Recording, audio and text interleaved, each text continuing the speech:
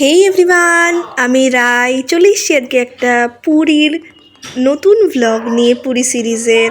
Hopefully তোমরা সবাই ভীষণ ভালো আছো আর আমিও খুব ভালো আছি।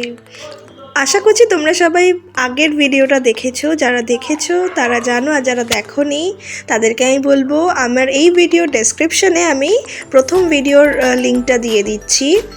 ফ্রম শালিমার টু পুরীর যে জার্নিটা আমরা করেছিলাম, তো সেইটা তোমরা চাইলে দেখে নিতে পারো। ওকে, তো চলো শুরু করছি আজকের নতুন ব্লগ।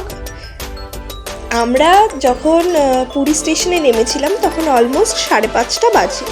তা আমি তোমাদেরকে আগেই বলেছিলাম যে আমাদের তো কোনো হোটেল ঠিক নেই, তা আমরা যে টোটো করে যাচ্ছিলাম তো সেই দাদাই বলেছিলেন যে সামনে যদি আপনারা থাকতে চান ভালো হোটেল হচ্ছে, অনেক হোটেলের নামও বলেছিল, বাট আমার মায়ের প্রেফারেন্স ছিল যে আশ্রমে থাকবো। তা আমার মতন যারা তোমরা অনেকেই নতুন যাও প্রথমবার, তাদেরকে আমি বলে দিই ওখানে ভারত সেবাশ্রমও আছে, যেটা স্বর্গদ্বার বিচের সামনেই। তো সেখানেই আমরা ছিলাম। তা এখন অলমোস্ট দেখো আমরা হাফ রাস্তা পেরিয়ে এসেছি। আর এবারে আশ্রমে আমি কোনোদিন থাকিনি, তো আমি জানিও না কীরকম কি হয় না হয়। তো দাদাই আমাদেরকে ওই স্বর্গদ্বার বিচের সামনে দিয়ে আমাদেরকে আশ্রমে নিয়ে এসেছেন।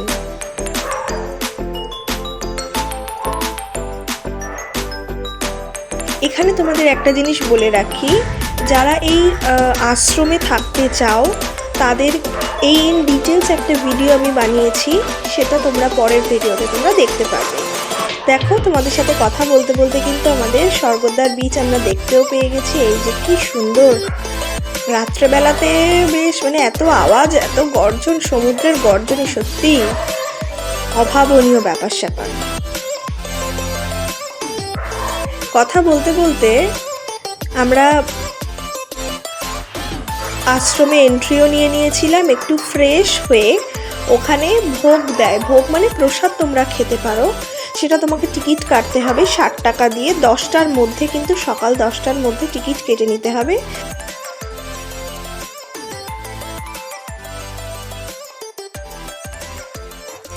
ডে 1-এ আমরা ভারত সেবাশ্রমের প্রসাদালয় থেকে আমরা প্রসাদ খেয়েছিলাম। খাওয়া দাওয়ার পরে আমরা বিচে চলে আসি। সমুদ্র দর্শন করতে গিয়েছি, বাড়িতে বসে থাকা কি যায় বলো। তো চলে এসেছি আমরা সমুদ্র দর্শন করতে। একটু সমুদ্রে বলতে পারো প্রথম দিন পা ভেজাতে চলে এসেছি। আর ওখানে শুনেছিলাম উড়িষ্যার নাকি ফেমাস মিষ্টি হচ্ছে মদনমোহন। তো দেখো আমরা এখন সমুদ্রের ধারে এসে মা আর আমি বসে আছি আর মদনমোহনের খোঁজ করছি। হ্যাঁ গো, মদনমোহনের খোঁজ করছিলাম যে কোথায় মদনমোহন পাবো।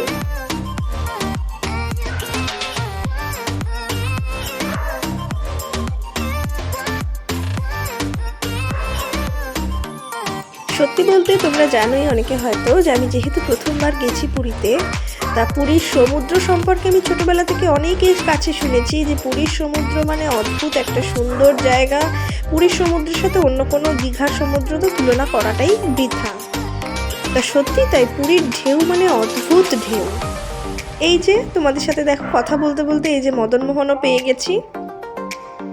সবাই বলে যে মদনমোহন নাকি উড়িষ্যার একটা বিখ্যাত মিষ্টি, ভীষণ ভালো খেতে। বাট সত্যি বলতে কি জানো, মদনমোহনটা আমার ঠিক ভালো লাগলো না। আমি তো খুব একটা বেশি মিষ্টি পছন্দ করি না। এই মিষ্টিটাই হচ্ছে মদনমোহন, যে মিষ্টিটা প্রচণ্ড মিষ্টি, এটা প্রচণ্ড মিষ্টি, যার কারণে ভালো লাগেনি। এইবারে খাওয়া দাওয়া করে আমরা হোটেলে এসে একটু রেস্ট নিয়ে অবশেষে আমরা জগন্নাথ দর্শনে বেরিয়ে পড়েছি। আজ আমরা পুজো দিইনি, আজকে আমরা একটা টোটো ঠিক করলাম। এটাও শেয়ারে গেছি আমরা। এইটা হচ্ছে গিয়ে একদম আমরা আমাদের আশ্রম থেকে বেরিয়েই আমরা টোটো পেয়ে গেছিলাম। টোটো বা অটো যাই বলো না কেন, ওনাদের সাথে একটু বার্গেনিং করে নেবে। আমাদের পার হেড মাথা পিছু ওই 25 টাকা থেকে 50 টাকা মতন এরকম নিয়েছে, আমার ঠিক মনে পড়ছে না এখন। তোমরা কিন্তু পারলে একটু বার্গেনিং করে নিও। আর জগন্নাথ মন্দিরের তো 4খানা গেট থাকে, তো কোন গেটে ওনারা নামাচ্ছেন এটা ভালো করে জেনে নিও। এই নিয়ে আমরা একটু বিপদে পড়েছিলাম, সেটা তোমরা পরের ব্লগগুলো দেখতে থাকবে, আশা করি বুঝে যাবে। তো এখন আমরা চলে যাচ্ছি টুয়ার্ডস জগন্নাথ দর্শন করতে।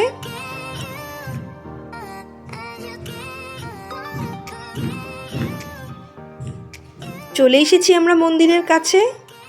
একদমই আমাদের মন্দিরের সামনেই নামিয়ে দিয়েছিল, অসুবিধা হয়নি আমাদের জগন্নাথ দর্শন করতে। একটা জিনিস জানিয়ে রাখি তোমাদেরকে, এখানে জগন্নাথ মন্দিরে দর্শনের সময় কিন্তু তোমরা কোনো ফোন, কোনো পার্স বা ওয়ালেট কিন্তু নিয়ে তোমরা অ্যালাউ হবে না। তো সেগুলো এখানে একটা ফ্রি কাউন্টার আছে, এইখানে তোমরা জমা রেখে জগন্নাথ দেবকে দর্শন করতে পারো। অবশেষে চলে এসেছি প্রভুর বাড়িতে, যাকে দেখার জন্য দূর দূরান্তর থেকে কত লাখে লাখে মানুষ আসে। আমরাও এবারে চলে গেছি, বাস জগন্নাথ দর্শন হয়েও গেল। দেখো সেখানে তো আর ভিডিও করতে পারিনি। এবারে আমরা ফিরে এলাম স্বর্গদ্বার বিচে, মানে যেটা গোল্ডেন সি বিচ। সেখানে এসে আমরা একটু ফ্রায়েড জিনিস খেয়েছি। আর সমুদ্রের ধার, রাতের বেলা একটু ফ্রায়েড ভাজা ভুজি না খেলে হয় বলো তো? ব্যাস, সমুদ্রের ধারে একটা চেয়ারও নিয়েছি। চেয়ার নিয়ে বসে মা আর আমি গল্প করতে করতে মাছ ভাজা নিয়েছিলাম, একটু চিকেন পকোড়া নিয়েছিলাম। ওই খেতে খেতে খেতে খেতে প্রায় অনেকটা সন্ধে কাটিয়ে, বেশ মানে সন্ধেবেলায় তুমি যখন বিচের সামনে বসে থাকবে যেন অদ্ভুত সুন্দর লাগে, তাই না বলো? আমার সাথে কারা কারা একমত কমেন্ট করতে কিন্তু একদম ভুলো না। আর এত দূর অবধি যারা দেখেছো, হোপফুলি তোমাদের কিছু তো ভালো লেগেইছে। কেমন লাগলো জানাতে কিন্তু একদম ভুলো না। বসে থাকার পরে অবশেষে আমরা চলে গেলাম বিচ মার্কেটে। শুনেছি বিচ মার্কেট নাকি ভীষণ ফেমাস, তো চলে গেলাম। যে কোনো জায়গারই মার্কেট জিনিসটা একটা ভীষণই ফেমাস জায়গা, কি বলো? বিচ মার্কেটে প্রথম দিন যেহেতু আমরা একটু ঘোরাঘুরি করলাম, করে আজকে ডে 1 আমরা এখানেই শেষ করলাম। আশা করছি ব্লগটা তোমাদের ভালো লেগেছে। যদি ভালো লাগে প্লিজ একটা লাইক, শেয়ার আর সাবস্ক্রাইব করতে কিন্তু ভুলো না। আজকের মতন টাটা।